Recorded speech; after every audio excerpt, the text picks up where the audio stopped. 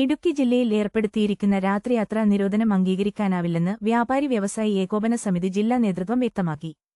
Tourism മേഖലയിലെയും മറ്റ് വാണിജ്യ സ്ഥാപനങ്ങളിലെയും പ്രവർത്തനം പൂർണ്ണമായും തടസ്സപ്പെടുത്തുന്നതാണ് ഈ തീരുമാനമെന്ന് സമിതി ജില്ലാ പ്രസിഡന്റ് സണ്ണി പൈമ്പിള്ളി ആരോപിച്ചു. മൂന്നാർ, വാഗമൺ, തേക്കടി തുടങ്ങിയ വിനോദസഞ്ചാര കേന്ദ്രങ്ങളെയാണ് നിരോധനം ഏറെ ദോഷകരമായി ബാധിച്ചിരിക്കുന്നത്. സഞ്ചാരികളുടെ വരവ് നിലച്ചതോടെ കച്ചവടക്കാർ വലിയ സാമ്പത്തിക പ്രതിസന്ധിയിലാണ്.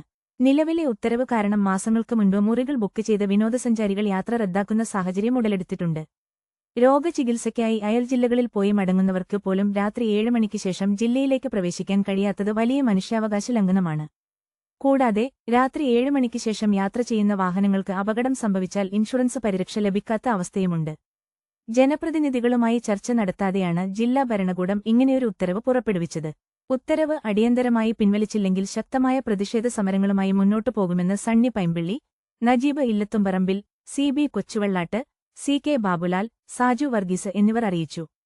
കൂടുതൽ വാർത്തകൾക്കായി ഞങ്ങളുടെ ചാനൽ സബ്സ്ക്രൈബ് ചെയ്യുക.